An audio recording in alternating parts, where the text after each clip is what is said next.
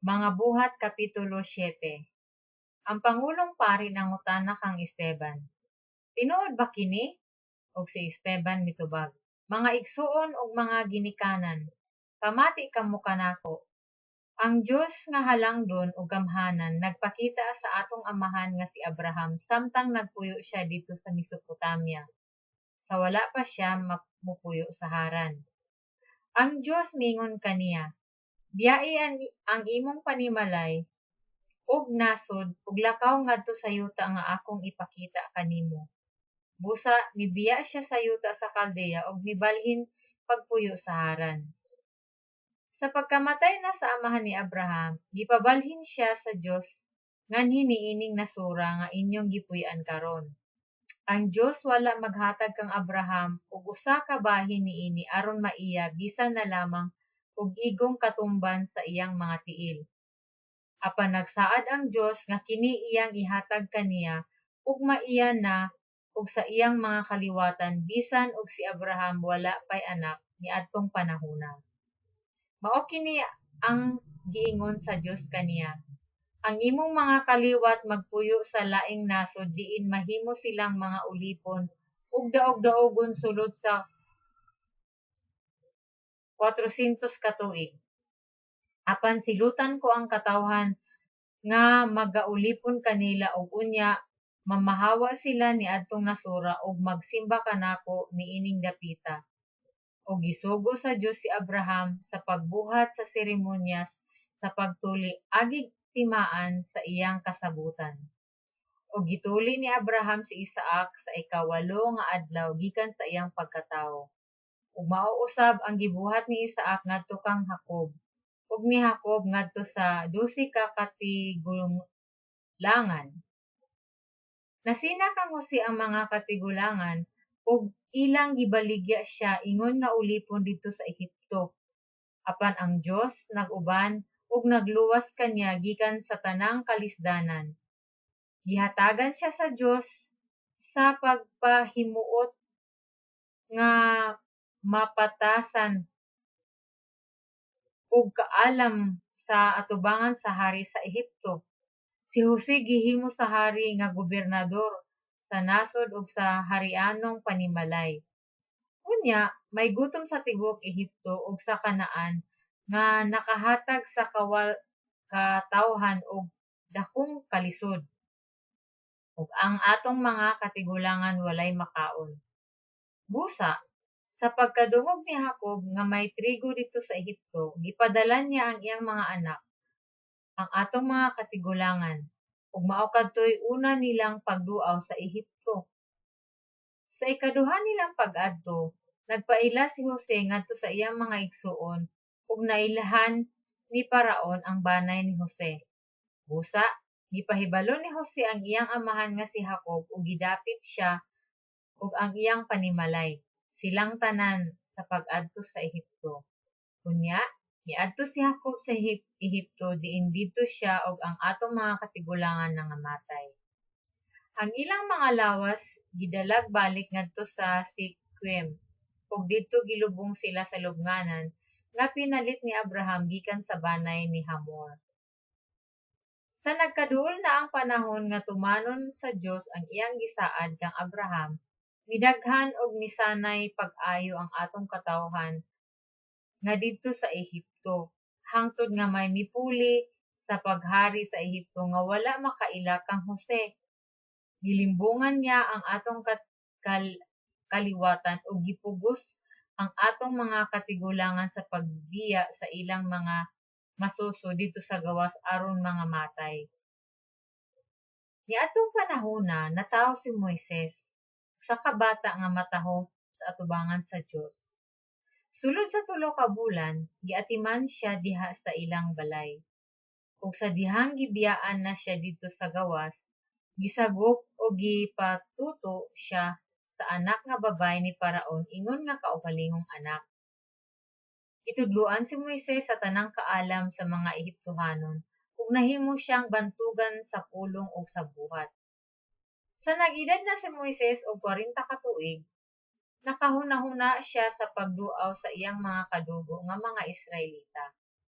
Sa dihang nakita niya nga ang usa kanila gidagmalan sa usa ka Ehiptohanon, milaban siya ug gipatay niya ang Ehiptohanon.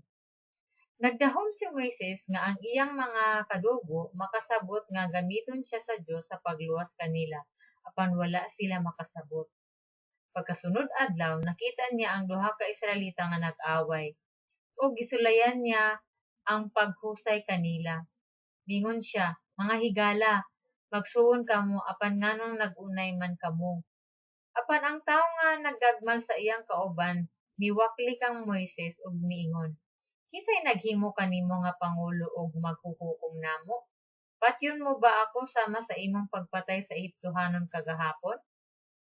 Sa pagkadungog ni Moises niini, mikagyo siya ug mipuyo sa yuta sa Midian. Didto nahimo siyang amahan sa duha ka anak nga lalaki. Paglabay sa 40 ka tuig, may usa ka anghel nga mipakita kang Moises pinaagi sa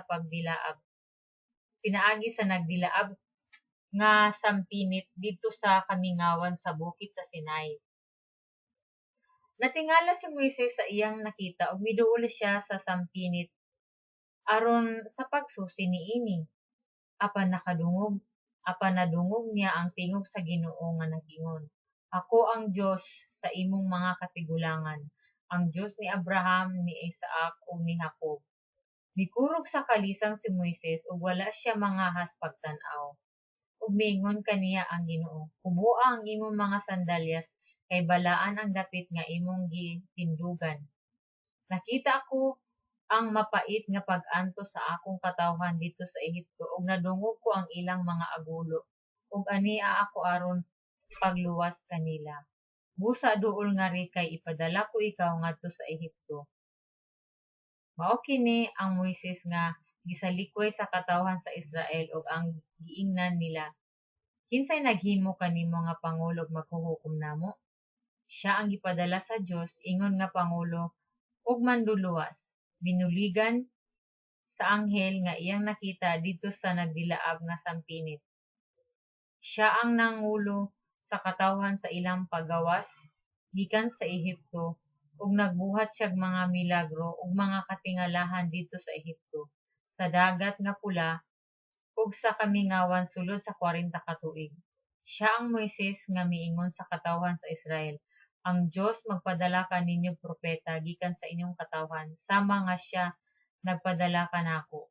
Siya mao ang nag-uban sa katawhan sa Israel nga nagkatigom dito sa kamingawan. Dito siya sa atong mga katigulangan ug sa anghel nga nakigsulti kaniya dito sa bukid sa Sinai ug nadawat niya gikan sa Dios ang buhing mensahe aron ihatag kanato. Apan midumili ang atong mga katigulangan sa pagtuman kaniya. Ila siyang gisalikway ug nangandoy sila nga makabalik unta sa Ehipto. Mingon sila kang aron, Buhati kamig mga Dios nga maoy mag-una kanamo kay wala kami mahibalo unsa nay nahitabo niadtong Moises nga nagdala kanamo gikan sa Ehipto. Busa nagbuhat sila usa ka Dios sa dagway sa nating baka ug ila kining gihalaran ug naglipay sila tungod sa binuhat sa ilang mga kamot. Ug mibiya kanila ang Dios ug gipasagdan sila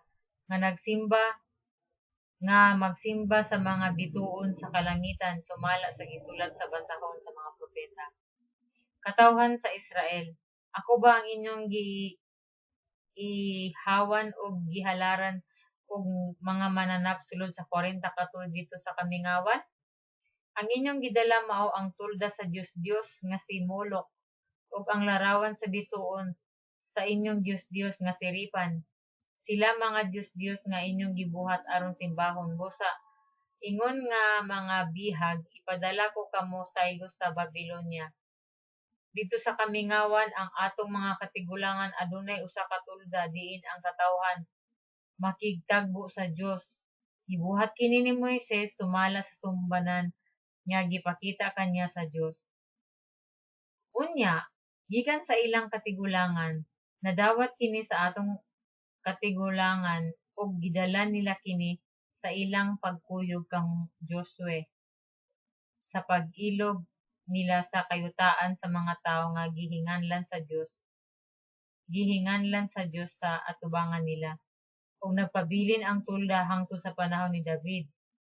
Si David gikahimut-an sa Dios ug mihangyo sa Dios nga tugutan pagtukod ug balay alang sa Dios ni Jacob.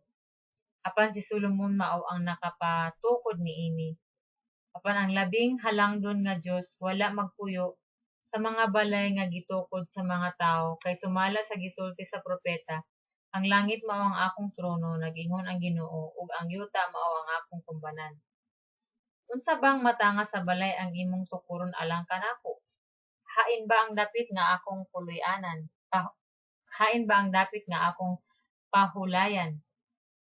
Dili ba ako man ang nagbuhat niining tanan? Pagkagahi ninyong ulo, pagkatiga sa inyong kasing-kasing, nganong dili man kamo mamati sa mensahe sa Dios? Sama ra gayud kamo sa inyong mga katigulangan, gisupak ninyo kanunay ang Espiritu Santo. May propeta ba nga wala lutosa sa inyong mga katigulangan? Ipatay nila ang mga sinugo sa Dios ug nga kaniadto nagpahibalo sa pag-anhi sa iyang matarong nga sulugoon. Ug inyo siyang gibudhian ug gipatay. Kamo ang makadawat sa kasuguan sa Dios nga gihatag pinaagi sa mga anghel, apan wala ninyo tumana. Human mabati sa mga sakop sa labang hukmanan si Esteban, nangasuko sila pag-ayo ug nagpangagot sa ilang kapungot kaniya. Apan si Esteban nga puno sa Espiritu Santo mihangad sa langit ug nakita niya ang himaya sa Dios ug si Jesus nga nagtindog sa tuo sa Dios. Mingon siya, "Tan-awa, nakita ko ang langit nga miabli ug ang anak sa tawo nga nagtindog sa tuo sa Dios."